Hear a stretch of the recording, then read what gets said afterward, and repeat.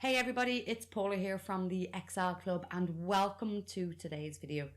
In today's video, we're going to learn how to use dynamic arrays to create a dynamic total.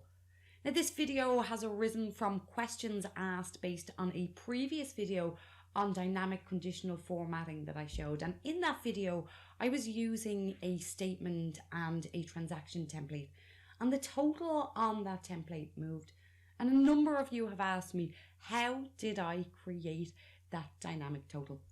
And that's exactly what we're going to look at in this video. But before we get stuck in, don't forget to like and subscribe to my channel and hit that notifications button so you don't miss any more of my videos. And don't forget to hop over to the website because there is a learn and earn activity to go along with this video.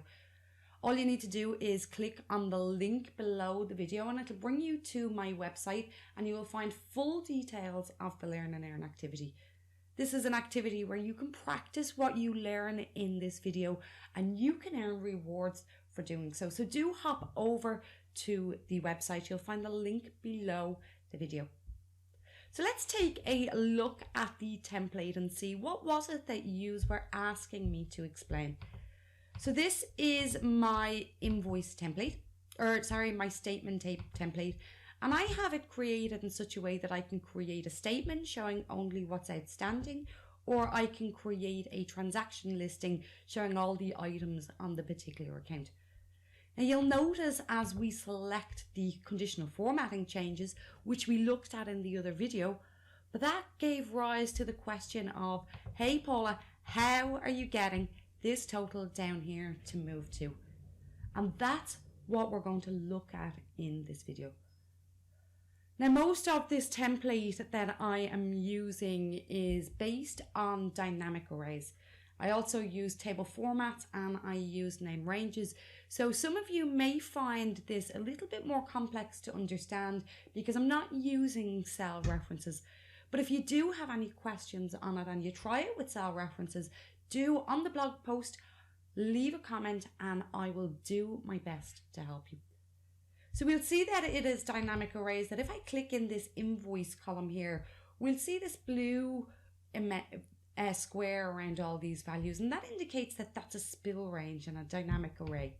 You see it also here within these cells and within my outstanding column. Now you'll see within my outstanding column that it stretches right down to include this dynamic total. Now there is some drivers on this. One of the drivers is based on whether you're selecting a statement or whether you're selecting a transaction listing, and the other driver is based on an actual company selection and what company it is that you want to run the report for. If we hop over to our main table that drives the data, this is the invoice or the credit main information table.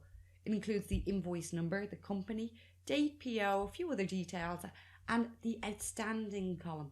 Now it's this outstanding column is the values that we want. And we want the values based on the invoice number to give us the outstanding amount. But for the total, we want it based on the customer number. So it is a little bit of a complex formula, as I said, for those that aren't used to dynamic arrays and for those that aren't used to name ranges. But let's get stuck in and I will show you how I created it. So first I started with a basic SUMIF function. So it's a SUMIF function. And the first thing it looks for is the sum range. Now we want to go to our invoice main table, and I am taking the entire column of our table. Now I have it in table format because it's dynamic, and when you update the table, everything else updates, and there's great reasons to do this. Plus it's easy to identify from the formula using the name what exactly it is that I am looking at. So you can see you're looking at the outstanding column in the invoice main table. Next, it's looking for our criteria range. Now we're summing based on the invoices, so we need to select our entire invoice column. And then it is looking for our criteria. Well, our criteria is back over on our actual statement, and we want to take our invoices. Now, this is a dynamic array. So to reference a dynamic array, you put in the hashtag symbol at the end of the cell.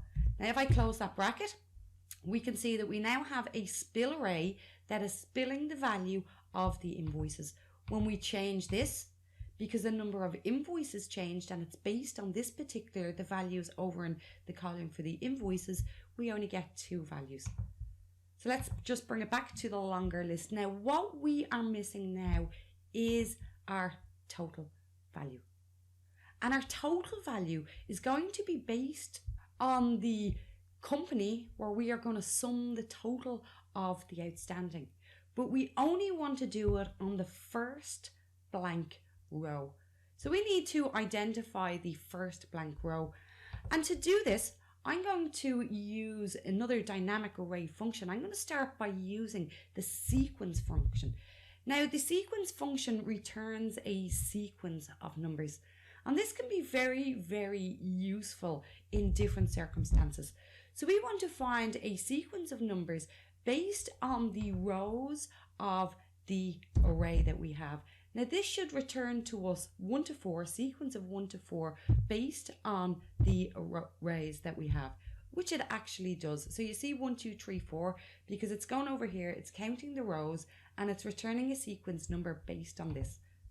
Now, if we add in 1 here, that is going to give us an additional number in the sequence. So now we have 5.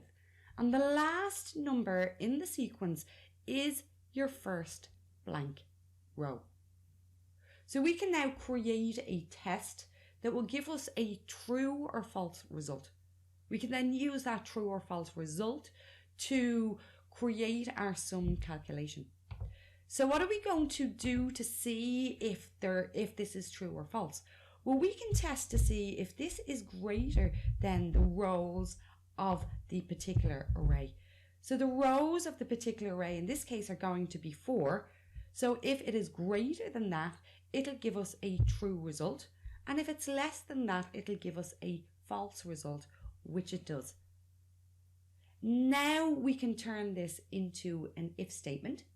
So we can go back into our function and we can say if.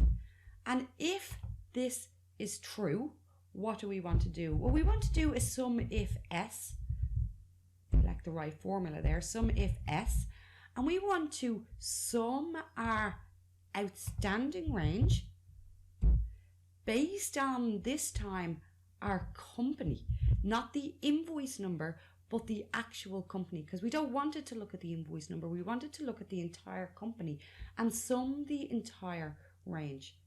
After that, it is looking for our criteria, and our criteria is our customer. Now I have that as a named value in there. So that is a named cell that I have in there. Now I can close the bracket and hit enter. And we can see we have all of these falses because I did not put in a value for false, and we have our total. Now let's see if that is dynamic. Does it move? Yes, it does move. But we still need to get the values for false in here. Now that is rather simple because we already created our sum if s function that creates our values for us. So I'm going to just copy that and I'm going to go back in here. And now I'm going to add in a value if false and close the bracket and hit enter. And now you can see it's pulled in the values for the actual invoice and a total. So if we change this here now, we can see it pulls in the zeros because it's identifying them against the particular invoice. It's looking at the outstanding column and it's summing that, and the value there is 0. But when it gets to the first blank row, it then sums all of the outstanding amount based on the company. So this was a little bit complex. It may be a little bit advanced for some of you, but it's a really, really cool example of how dynamic arrays can work and how you can fit in with tables and named cells. But like I said, I have a learn and earn activity ready for you over on the website. Do click on the link below this video and it'll bring you straight to the learn and earn activity. There you can practice this. I have an exercise set up so you can actually practice this. The thing with Excel is if you don't use it, you will lose it. There's no way you are going to remember how to do this tomorrow or the day after if you don't practice. And now you have an opportunity with the learn and earn activities to earn rewards while you're doing so. If you haven't already, don't forget to like and subscribe to my channel, and I will see you in the next video. Goodbye now.